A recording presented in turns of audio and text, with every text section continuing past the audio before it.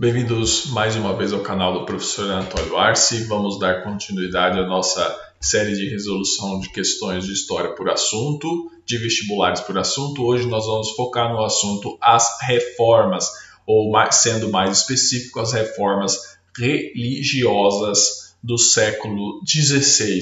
E a questão da Unicamp, ela é aberta e vai trazer um extrato de texto para nós contextualizarmos a situação. Vai dizer o seguinte: em um dicionário histórico encontramos a seguinte definição: contra-reforma, o termo abrangente tanto a ofensiva ideológica contra o protestantismo, quanto os movimentos de reforma e reorganização da Igreja Católica a partir de meados do século XVI. Reforma, quando você fala em reforma protestante na Europa do século XVI, é um processo que se iniciou a partir da cisma de Lutero, ou seja, quando Lutero prega suas teses em Wittenberg em junho de 1517.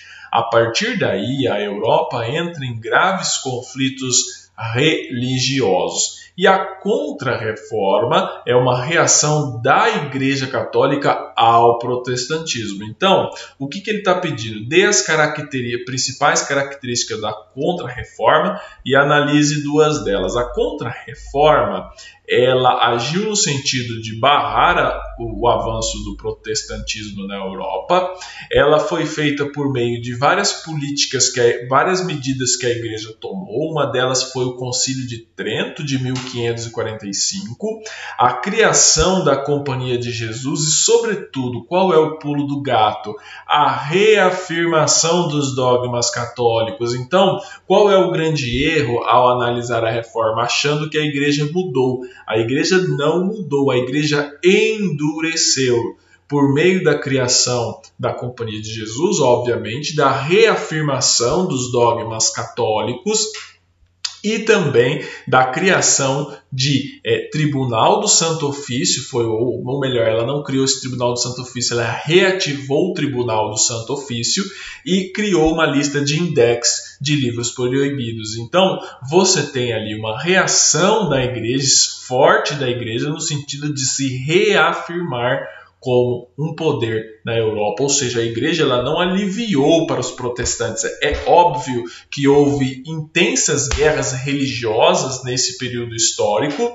A Alemanha, inclusive, foi palco de muitas dessas guerras, ou onde hoje é a Alemanha, né, que era um conjunto de principados. Esse território onde hoje é a Alemanha, naquela época, era um conjunto de principados. Foi palco de inúmeras guerras religiosas. A Europa entrou em convulsão religiosa a partir da Reforma Protestante, e a Contra-Reforma foi esse conjunto de medidas que a Igreja tomou, que eu acabei de falar, para conter o avanço do protestantismo na Europa. Tá bom? Questão 1 respondida. Vamos à questão 2 da PUC de Campinas, São Paulo, que vai falar sobre o calvinismo. Ela vai dizer o seguinte: o calvinismo foi... Então, vamos ler a alternativa A. Vai dizer que o calvinismo foi a doutrina que sintetizou as ideias dos reformadores que o antecederam. Até aqui tudo bem. Formulando o campo protestante em torno dos princípios do césaropapismo e do culto aos santos. Aqui está errado. Por quê? Por mais que tenha ocorrido no calvinismo a sintetização ali com João Calvino, um francês, a sintetização de ideias dos reformadores que o antecederam, sobretudo um reformador que era o Lutero, você não tem no calvinismo uma reafirmação do césaropapismo, certo? O césaropapismo é outra coisa que ocorreu em outro momento histórico, menos ainda no culto aos santos. Você vê que um dos pomos de discórdia dos protestantes era que a Igreja instituía santos para arrecadar dinheiro. Então essa alternativa está equivocada. Vamos à alternativa B. A alternativa B vai dizer apenas um prolongamento das ideias preconizadas por Lutero, que admitia que o princípio, além de exercer o poder civil absoluto, deveria vigiar e governar por direito divino a Igreja cristã. Então essa alternativa está equivocada. Primeiro, que o calvinismo não é um prolongamento das ideias de Lutero, e outra coisa, o calvinismo pregava uma certa igualdade entre os seres humanos, ou seja, você não tinha direito divino de governar a Igreja. Esse direito ele se dava pela sua fé, certo? Pelas suas virtudes cotidianas. Então essa alternativa está equivocada.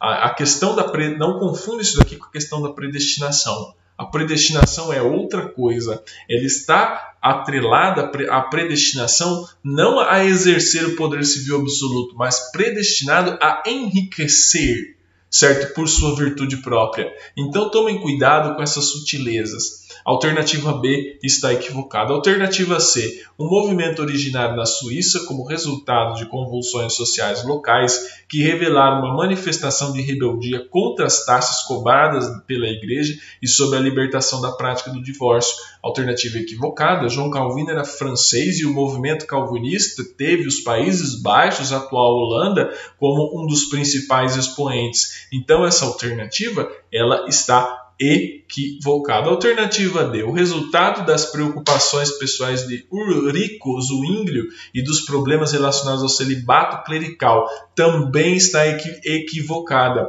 O Zwinglio, ele é o reformador protestante suíço.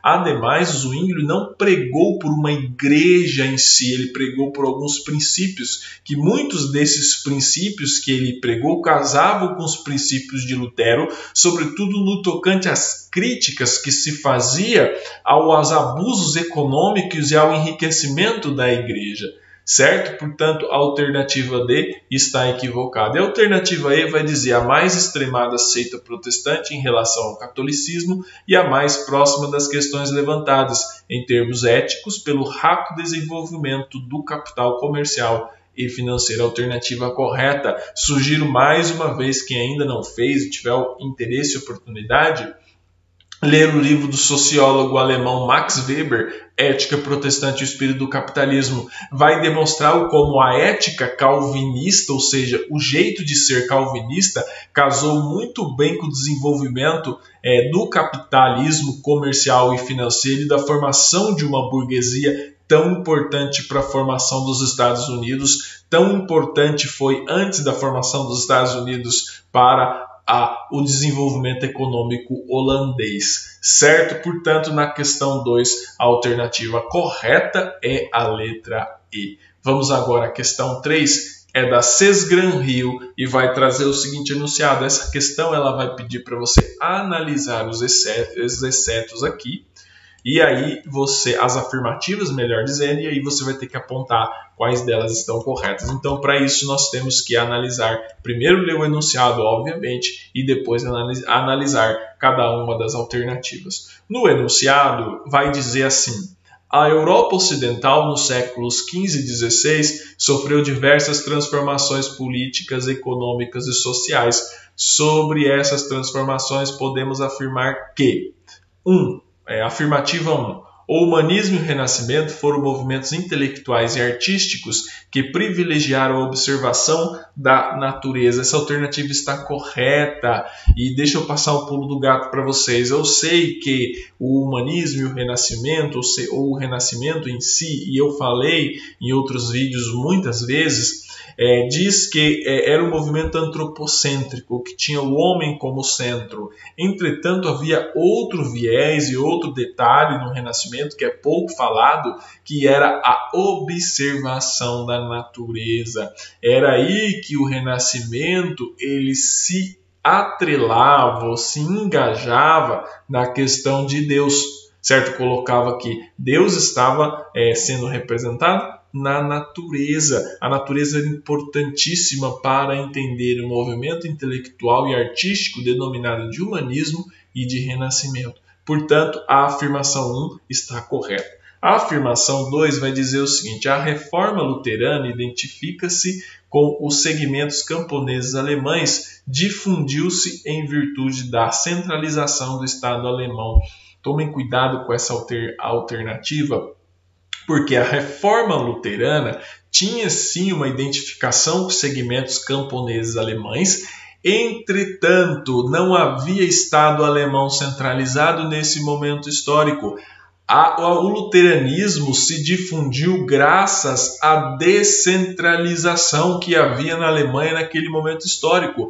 Vários principados romperam com Roma e adotaram o luteranismo. Caso tivesse um Estado alemão unificado, seria mais difícil aderir ao luteranismo, porque as elites locais teriam que se submeter a um poder central. Então, por que em Portugal e Espanha foi muito mais difícil para entrar o protestantismo e no caso da Alemanha foi mais fácil? Por que na França foi difícil e na Alemanha foi muito mais fácil?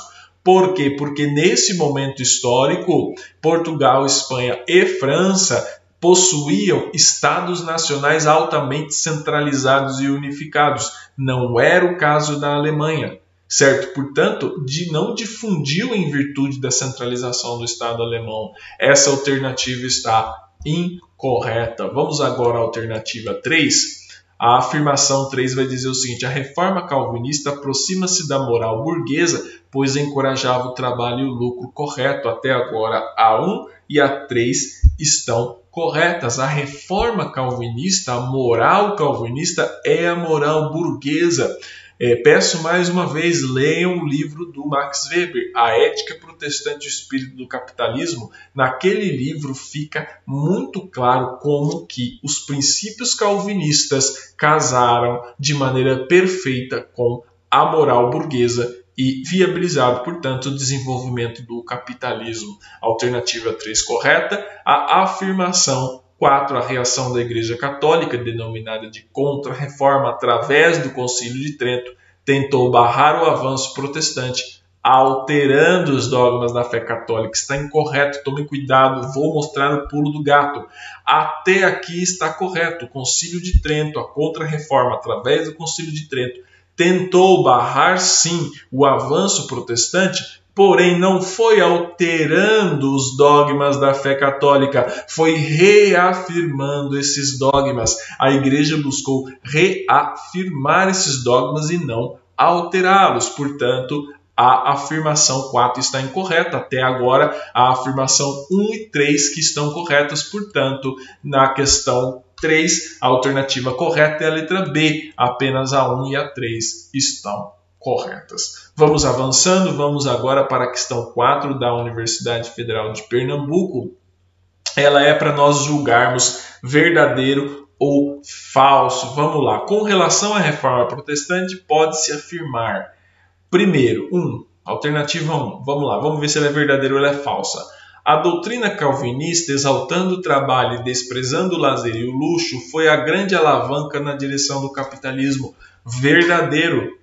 Verdadeiro. A doutrina calvinista ela exaltava o trabalho, ela desprezava o lazer, ela desprezava o luxo, ela vivia sobre uma ascese monástica. Não dá aqui para eu dissertar com mais profundidade. Ela vivia sobre uma ascese monástica intramundana ou ascese monástica extramundana. Quem quiser pesquisar, pesquisa aí para saber um pouquinho mais. Vivia da frugalidade, da simplicidade, ou seja, o acúmulo de riquezas sem você desfrutar. Ou seja, se você busca a todo momento, um indivíduo calvinista que segue a risca, ele busca a todo momento obter lucro, acumular riqueza, e ele não dá bola nem ao prazer nem ao luxo, o que ele vai fazer? Ele vai acumular muito dinheiro. Certo? Portanto, é verdadeiro, o exceto 1 é verdadeiro, a afirmação 1 é verdadeira. A afirmação 2 vai dizer o seguinte: tanto Frei Martim Lutero quanto o monge dominicano Zell defendiam as indulgências papais como forma de perdão dos pecados na terra e no céu. Falso.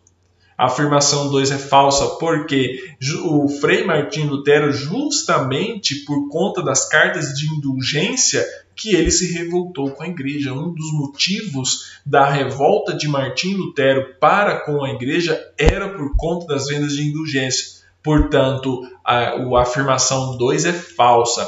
A afirmação 3 vai dizer assim: o parlamento inglês apoiou Henrique VIII no rompimento com a Igreja de Roma e aprovou em 1534 o ato de supremacia que mantinha a Igreja da Inglaterra sob a autoridade do rei, surgindo a Igreja Nacional Anglicana Independente de Roma.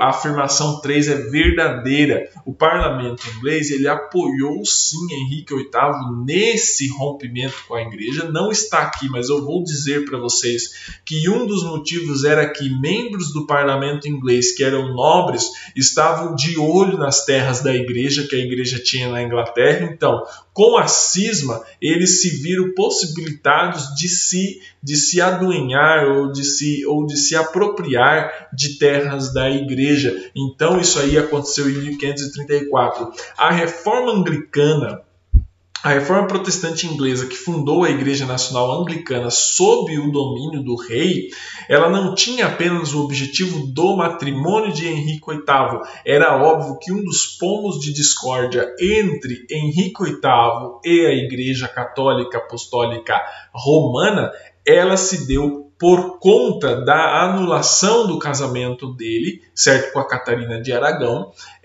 não tendo permissão papal para anular o seu casamento, certo, ele promove essa cisma, mas tinha também um apoio de nobres ingleses para que, por meio da cisma e do rompimento com a Igreja de Roma, eles pudessem se apropriar de terras da Igreja. Portanto, a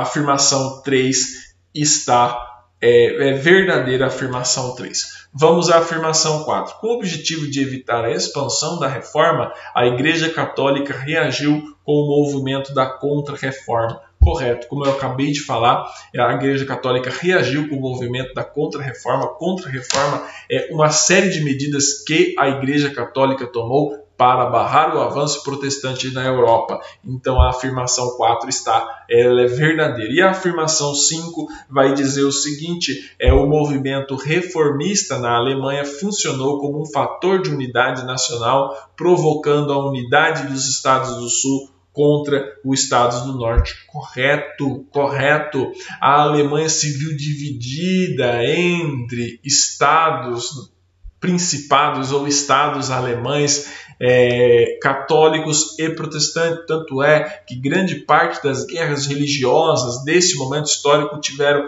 como palco a Alemanha. Então a Alemanha foi o grande palco dos conflitos e guerras que ocorreram por meio da reforma protestante. Então vamos lá, afirmação 1 verdadeira, afirmação 2 falsa, afirmação 3 verdadeira, afirmação 4 verdadeira e afirmação 5, afirmação 5 falsa. Desculpa, eu acabei me confundindo aqui.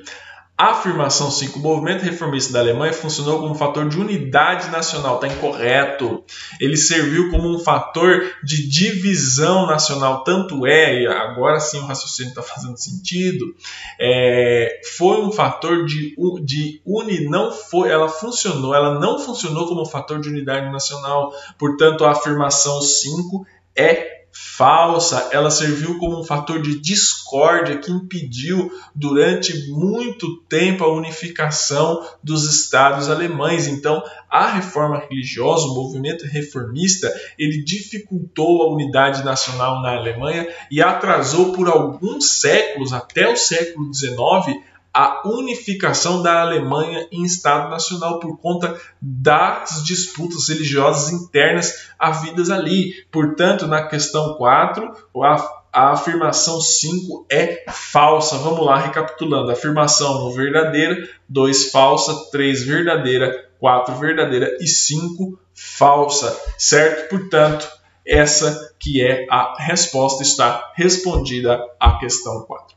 Vamos agora à questão 5, também conhecida como nossa última questão do vídeo de hoje, é da PUC de Campinas, que vai dizer o seguinte: no início da época moderna, pode-se relacionar a reforma protestante nos campos político e cultural, respectivamente. Vamos analisar a alternativa 1. A fragmentação do poder temporal na Inglaterra e a disseminação do racionalismo. Não houve fragmentação do poder temporal na Inglaterra.